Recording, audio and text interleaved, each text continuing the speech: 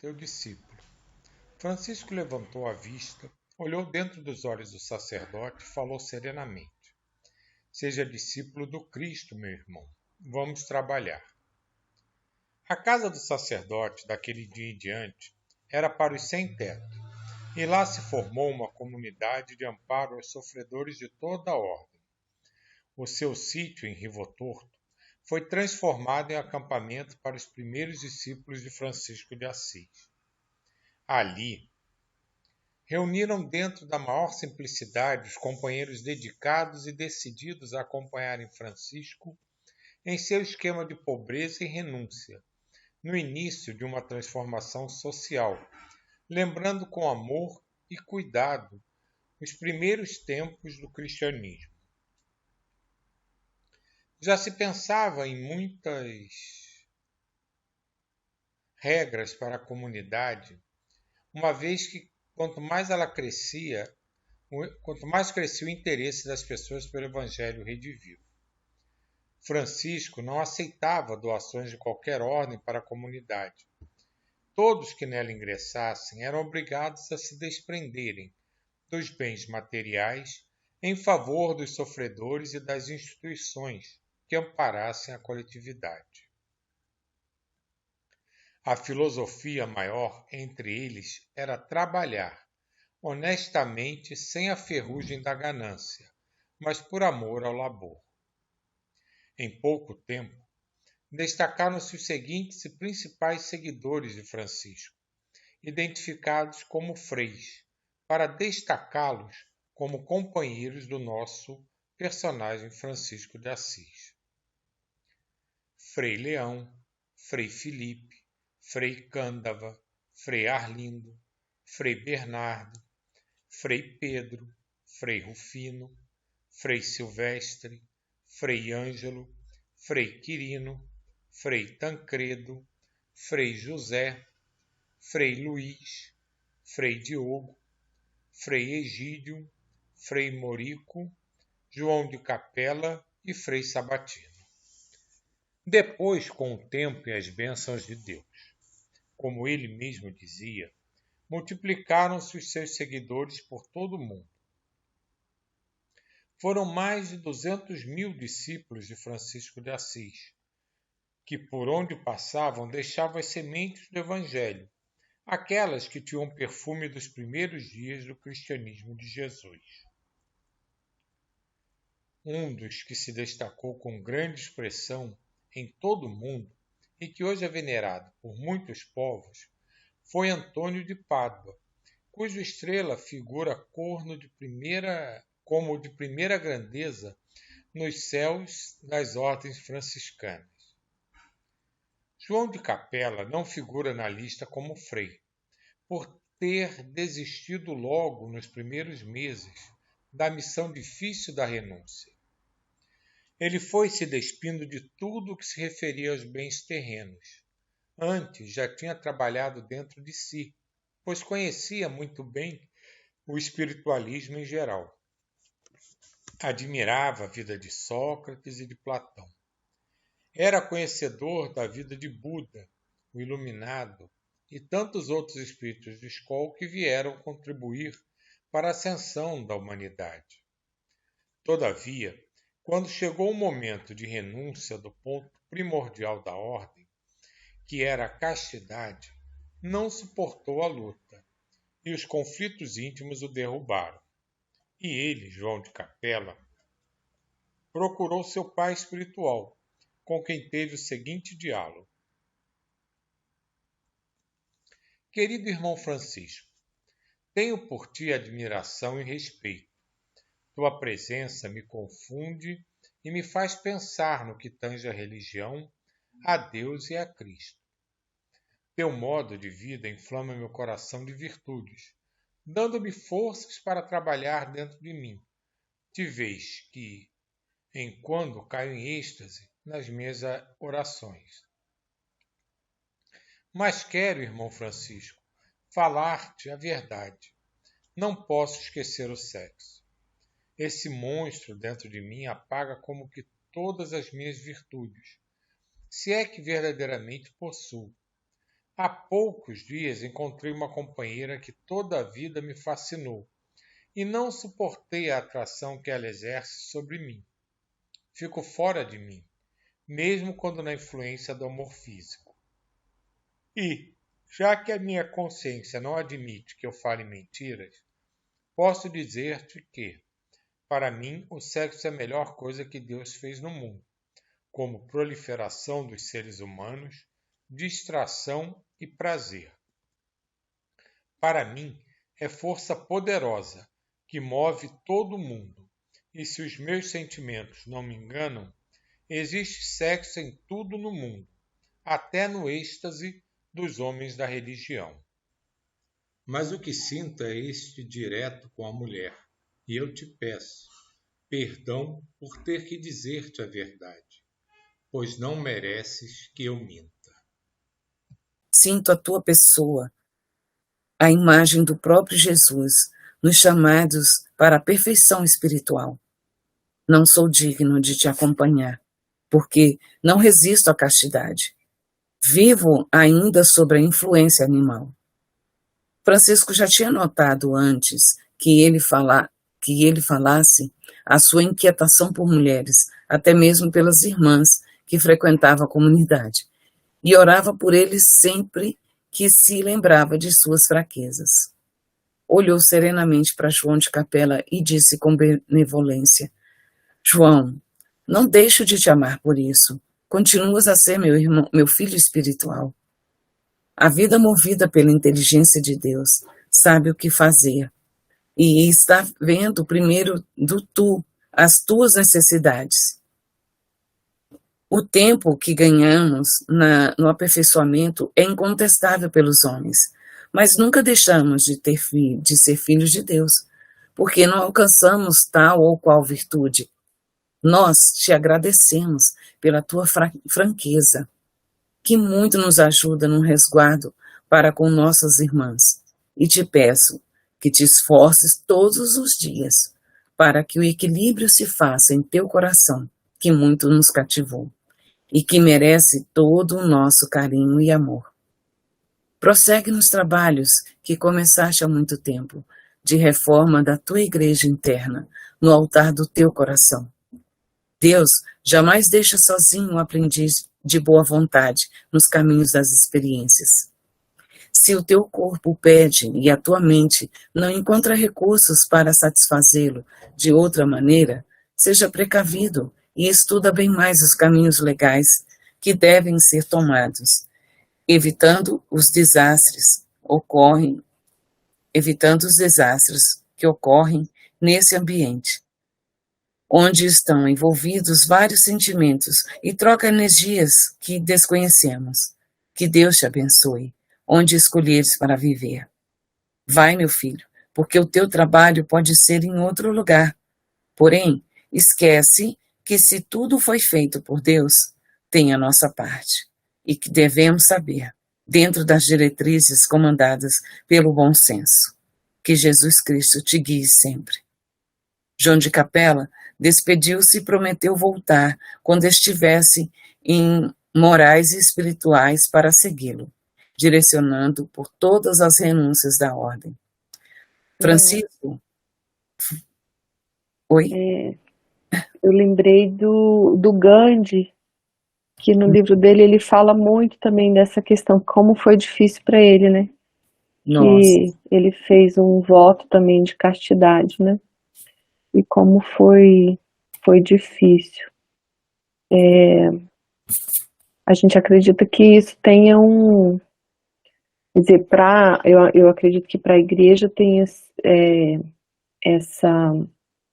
esse valor assim, da contenção realmente dessa energia, né? Que é uma energia super assim, criadora, né? Uma energia maravilhosa, mas que fosse canalizada para uma outra, é um trabalho que teria que ser muito mais assim, mais sutil, mais delicado, né? Mais vivenciado, né? Para acontecer, porque simplesmente a pessoa entrar, né? Fazer um voto e ter que reprimir é muito, muito pesado, né?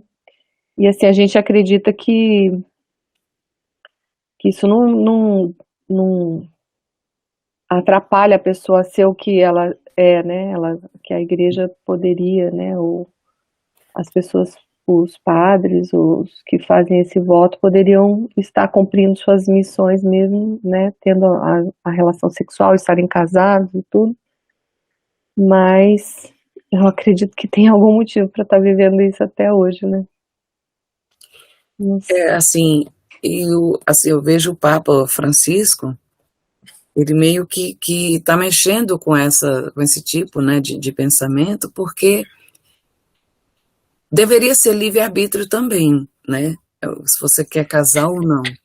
Por quê? Porque eu acho que você faz um voto de castidade desse tipo, deveria ser cumprido, porque, olha, o João aqui, o João, ele foi sincero e honesto, e a gente vê tantas coisas tristes, né, que acontecem dentro da igreja, por sufocar esse sentimento, né. Os pastores evangélicos, eles têm sua família, e nada os impede de prosseguir, né, dentro da doutrina. Isso é um achismo meu, né. Eu acredito, assim, que não deveria ter, na minha opinião. Não devia ser sufocado dessa maneira. Às vezes a pessoa faz o seu voto por vontade mesmo, né? O sexo não. Hoje a gente vê que isso até é mais comum, porque as pessoas falam que não sentem necessidade, né? Muitas pessoas. E eu acho que deveria ter esse livre-arbítrio, mas isso é uma opinião bem minha mesmo. E pelo que eu vejo, o Papa Francisco também pensa assim. As pessoas deveriam renunciar por livre e espontânea vontade. Mas a família não impede que a pessoa seja um sacerdote. Eu vejo muitos pastores, eu tenho um amigo pastor que tem família e segue, né? Segue fazendo o seu compromisso. Não sei, né? E dessa ideia da igreja é que vem essa ideia do pecado, né? E que as famílias vão carregando, e os jovens, né? E não falam sobre, aí a gravidez, aí aborto clandestino, uma série de processos que são desencadeados por uma coisa que se julga que é supernatural, que é a vida, que é, né, essa alegria da vida, e ser tão recriminada até os dias de hoje, né? Muito triste.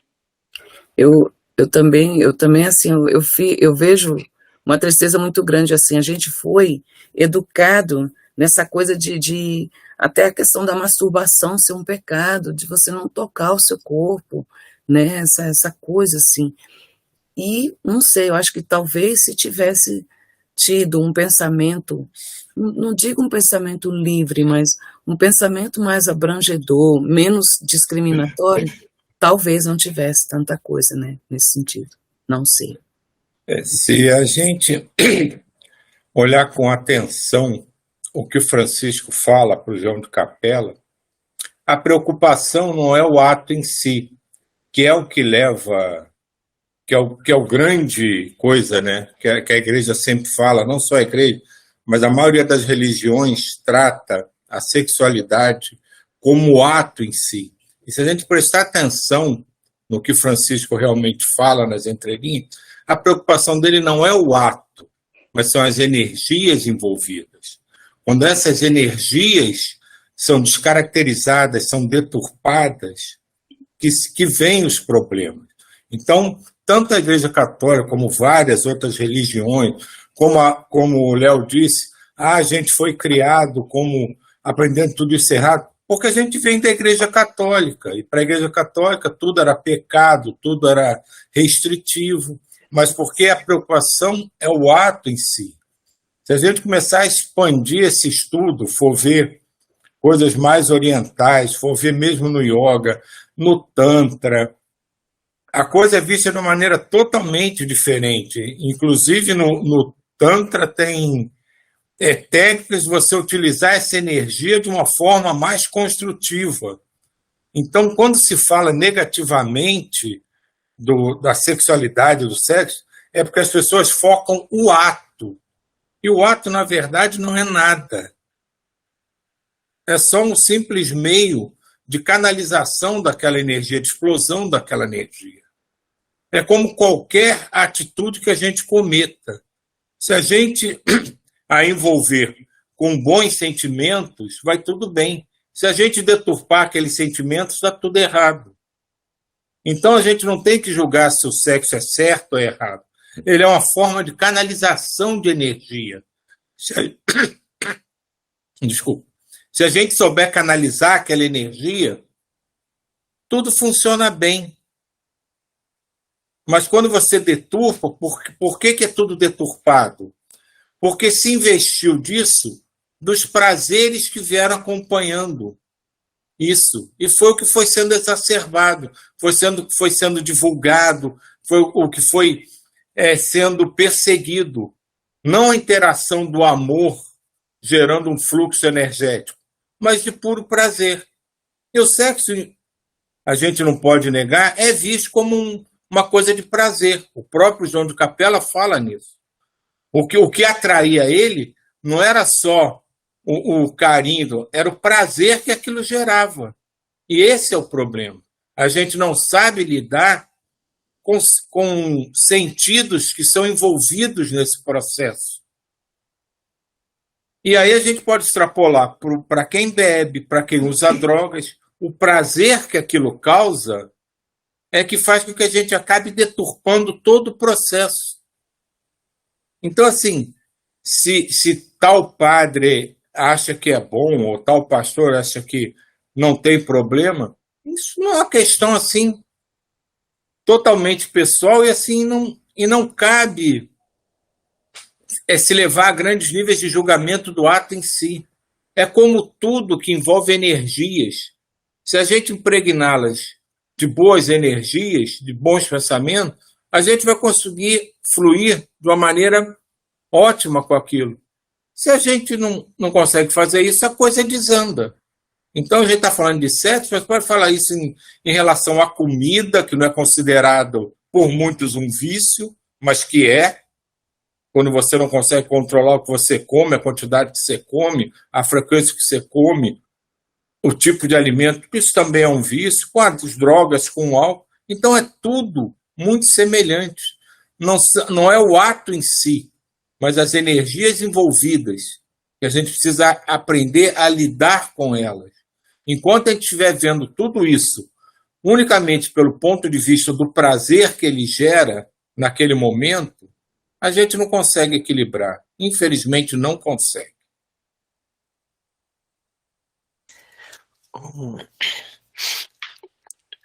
Nesse começo, né, da obra do Francisco, eu fico imaginando quando eles estavam organizando, como deve ter sido pensando os pontos para conseguir manter uma estrutura que na época era tão revolucionária, que era simplesmente se largarem nas mãos de Deus e sem nenhuma posse e começar um trabalho de evangelização.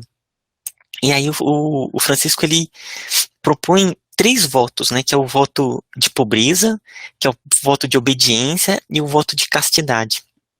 Eu acho que na época eram aqueles pontos que poderiam mais facilmente desestruturar toda a ordem que estava sendo criada, né? Se ele não tivesse voto de pobreza, tem uma hora que um poderia começar, não, peraí, vamos começar a ter aqui posses, e que aconteceu ainda com o Francisco vivo. Tem um, se não me engano, foi o Elias, que ele que começou a criar a ter as propriedades como os franciscanos têm, né, como instituição. Mas o Francisco, ele não quis. Tanto que ele ainda vivo, no final, ele nem ia mais nas reuniões, porque eles começaram a estruturar com posses, mas ele tem esse primeiro que era o de pobreza. E o outro que era o de obediência, né, porque numa situação dessa, eles completamente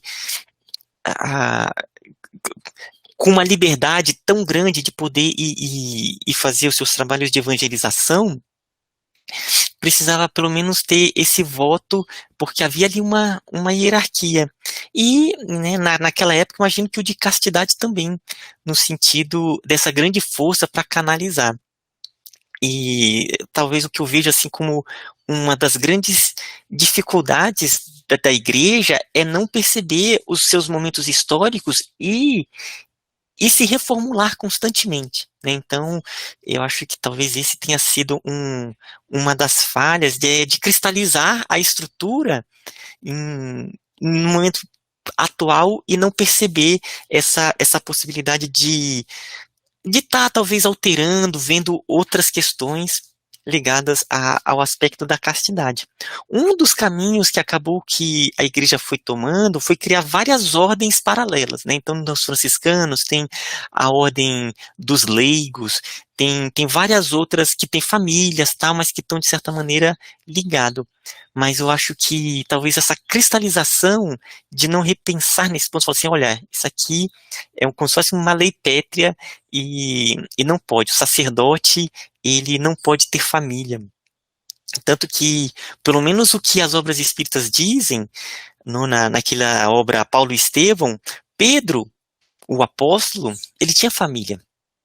Então a gente vê que a ideia dentro que os padres eles não podem se casar, talvez poderia ser repensada, talvez, né? Mas tem aí os seus desígnios como instituição, mas eu acho que no futuro isso vai começar a vir por terra mesmo, com a própria evolução que as instituições seguem, né? E a religião segue também. Como a Léo falou, o próprio Papa está fazendo uma revisão, né, nessas questões, então já é um começo, né? Não vê exatamente isso que vocês falaram. Por um lado da energia, não como uma coisa ruim, pecaminosa, porque assim, é igual, quanto mais assim proíbem uma coisa, aí dá vontade de fazer. Eu olho por esse lado. E se fosse visto como uma coisa natural, uma coisa sem pecado, olha, você, aqui nesse momento, João foi muito sincero, não dava para eles viverem isso. Imagina como é que, digamos assim, se Francisco tivesse uma esposa, seria difícil para ela, tudo aquilo. Então, esse é o livre-arbítrio, né? Eu acho, né? Se não fosse obrigado, olha, não dá para você, assim, a gente tem que seguir esse modelo aqui, mas é uma coisa obrigatória, né? Não com uma coisa errada, com uma coisa pecaminosa, mas como o momento exige. Fica muito difícil você ter uma família com esses moldes aqui. E era muita renúncia mesmo, nossa, muita renúncia. Criança ali não ia caber, imagina, né? Vamos lá. Eu penso, né?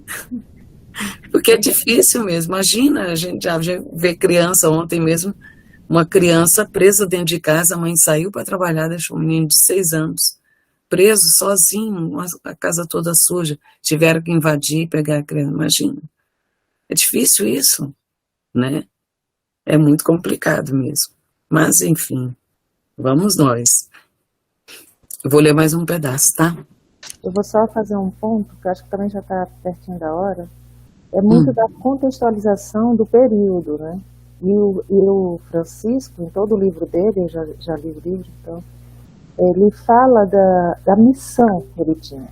Então, para a missão que ele queria, que era reconstruir a igreja, botar a palavra de Cristo acima de todos os atos que a igreja estava cometendo naquele período, ele tinha que ter toda essa forma, né, de contenções, digamos assim, que não tem uma palavra melhor agora. E vinha o sexo, o voto de pobreza, tudo isso, porque imagina naquela época como é que ele ia lidar homens e mulheres juntos, com todo aquele contexto que existia, com todo aquele machismo que ainda existe hoje, mas que era muito, muito pior, né, porque as mulheres eram vistas de outra forma, ia ser muito difícil ele conseguir levar a missão dele adiante. Não era no caso do Francisco de Assis, não era por causa do pecado em si, não era tudo por uma proposta que ele tinha de melhorar e de conseguir levar a missão dele adiante. E lá na frente, lá no livro, quando ele encontra com a Clara, é uma coisa muito bonita, todo o envolvimento. Então ele não é que ele achasse que o sexo era pecaminoso, que era isso, que era aquilo. Não, era só uma forma dele continuar com a missão que ele tinha. E tirar coisas que desviam do caminho, que um é o dinheiro e a ganância, né? O outro é o sexo, que também desvirtua, e o voto de Obediência. obediência, isso. Obrigada. O de obediência era justamente para ele ter seguidores não, que ele não queria não queria seguidores. Era o voto de obediência para que tivesse uma comunhão ali entre as pessoas. Eu acho que era muito, muito em função disso, para poder levar a palavra mais limpa, de uma forma mais suave, para reconstruir a igreja do jeito que ele imaginava. A reconstrução da igreja não era a igreja física, eram os valores que ele ia passando e que ele queria que se propagasse, continuassem a ser propagados. É mais ou menos assim que eu tenho. Exato. Eu fico imaginando também, assim, até pela minha própria vivência, né? A maternidade e muito trabalho, ter que viajar, tudo. E o quanto meus filhos sentiram, e relataram isso já adultos, né?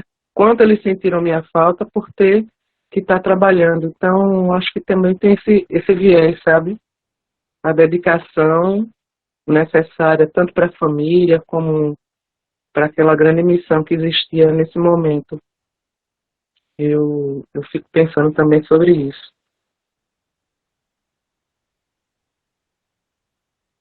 Ele fala isso para o João, né? Ele fala